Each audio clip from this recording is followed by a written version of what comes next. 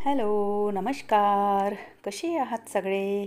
मस्त आहात ना? आशा करते तुम्ही सगळे आनंदात असाल.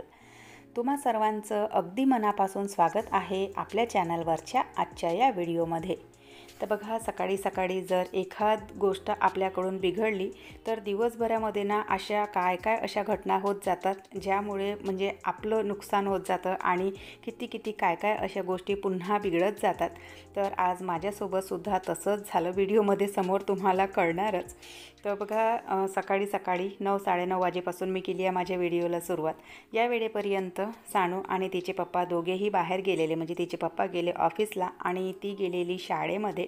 आणि हा जो गॅसचा ओठा तुम्हाला आता सध्या थोडासा बऱ्या कंडिशनमध्ये दिसत आहे. थोड्या वेळाच्या आधी इथे सगळं पूर्ण गॅस ओठ्यावरनं दूध पसरलेलं आणि दुधाची गंगा तिथे अक्षरशः वाहून गेली. कारण झालं असं की किट्टूसाठी मी ना इथे दूध गरम करायला ठेवलं आणि अचानक लक्षात आलं की बाथरूममध्ये पाण्याचा गीझर मी ऑन करून आली आहे आणि तो ओव्हरहीट झालेला आहे. तर त्यामुळे बाथरूममध्ये ना पाणी काढण्यासाठी गेली. कारण बघा, माझा जो हीटर आहे ना, म्हणजे ॲक्च्युली गोष्ट अशी आहे की मी बाथरूममध्ये जो गीझर टाकला आहे तर तो आहे 3 लिटरचा आणि आम्ही घरामध्ये म्हणजे 4 जीव, तर त्यामुळे तो ना थोडासा छोटा पडला. तर म्हणून मग डबल काढावं लागतं ते पाणी, कारण आता थंडी ना खूप अशी कडाक्याची आहे.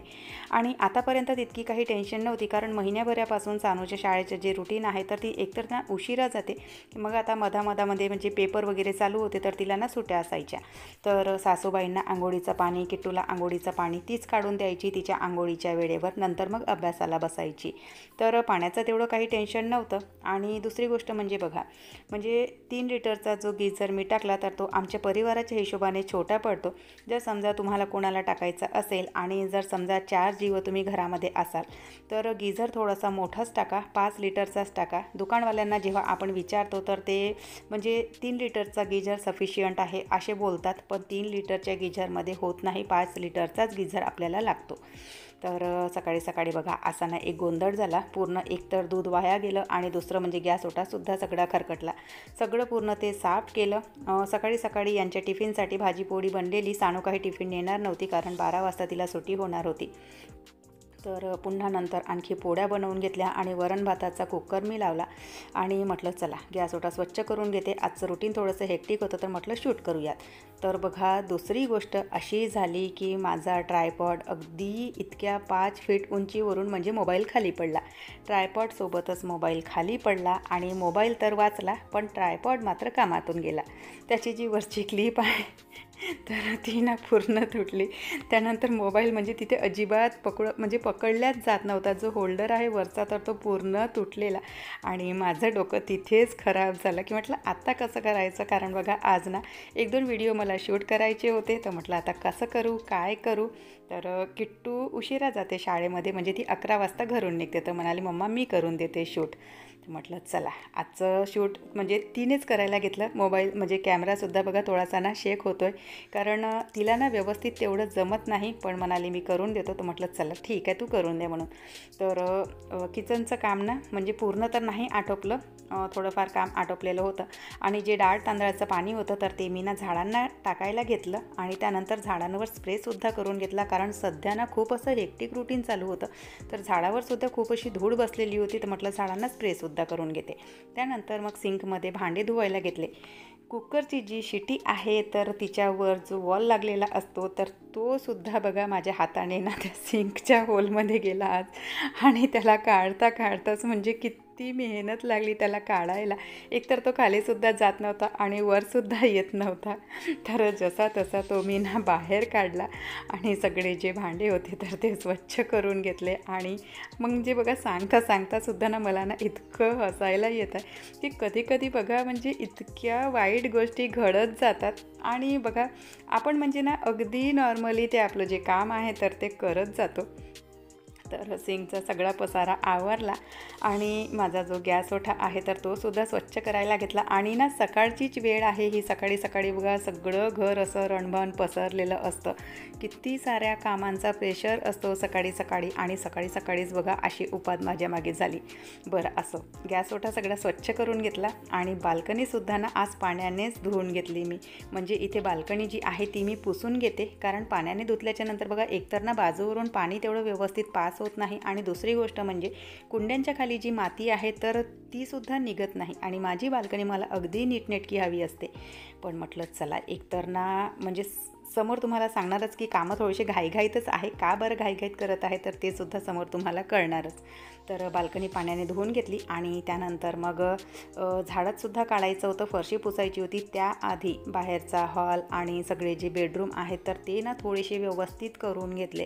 कारण माझी ना एक सवय आहे रोज सकाळी म्हणजे फरशी पुसण्याच्या आधी जी झाडत आपण काढतो तर त्याआधी ना सगळंच झटकून घेते.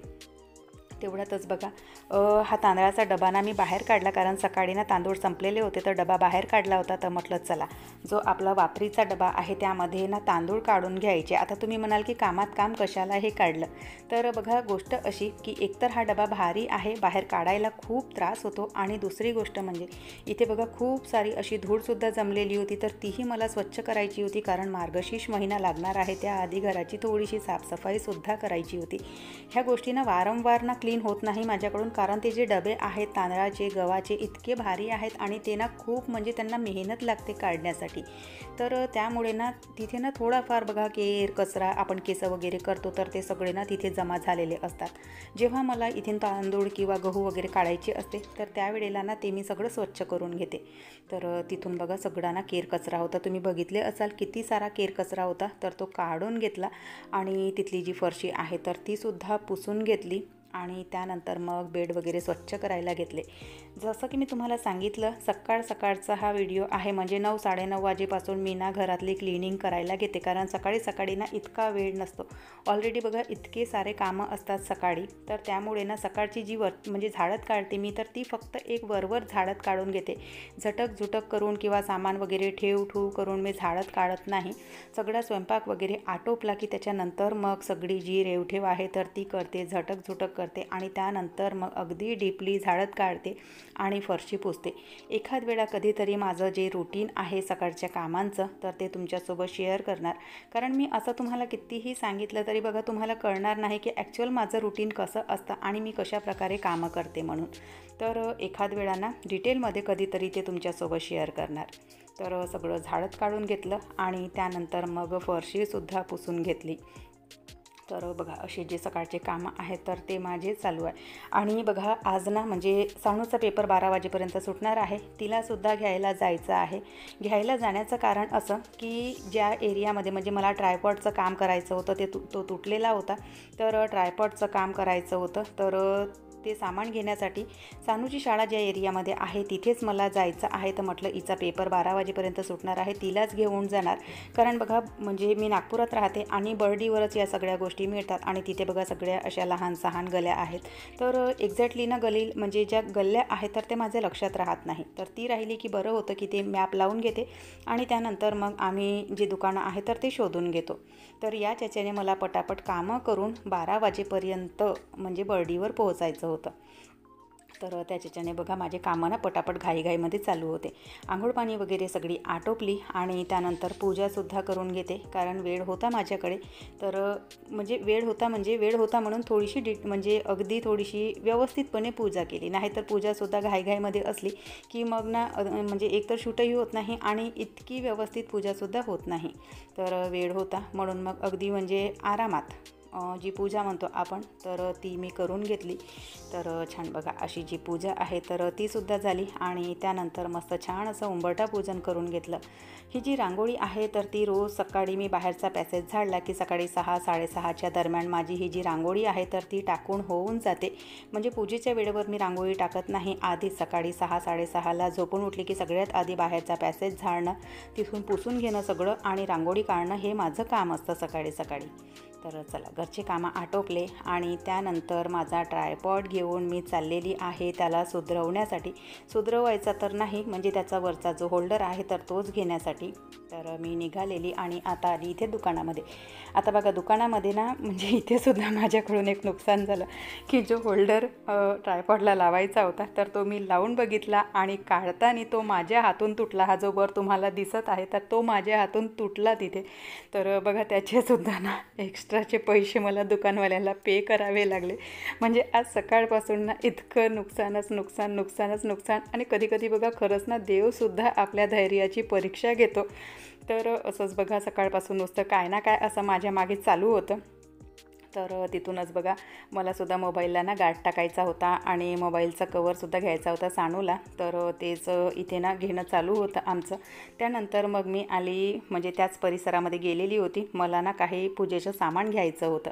तर म्हटलं आता ना 2-3 दिवसातच मार्गशीर्षचा गुरुवार येणार आहे, माझं काही निघणं होणार नाही, कारण ऑलरेडी आता बघा खूप सारे कामं आहेत. काय काय आहेत तर ते व्हिडिओमध्येच, म्हणजे जसजसे व्हिडिओ येतील तसं तुम्हाला कळेलच. तर तिथून ते सामान मी घेऊन घेतलं. तर असा होता माझा आजचा हेक्टिक रुटीन. व्हिडिओ मी इथेच संपवते. आशा करते आवडला असेल. व्हिडिओ कुठे जरी आवडला असेल तर लाईक करा, चॅनलवर पहिल्यांदा आले असाल तर सबस्क्राईब करा, बेल आयकॉनसुद्धा क्लिक करा, जेणेकरून माझ्या येणाऱ्या व्हिडिओचं नोटिफिकेशन तुम्हाला असंच मिळत राहील. व्हिडिओ कसे वाटतात ते सुद्धा कमेंट करून सांगत चला. आपण भेटूयात नंतरच्या व्हिडिओसोबत. बाय. हर हर महादेव.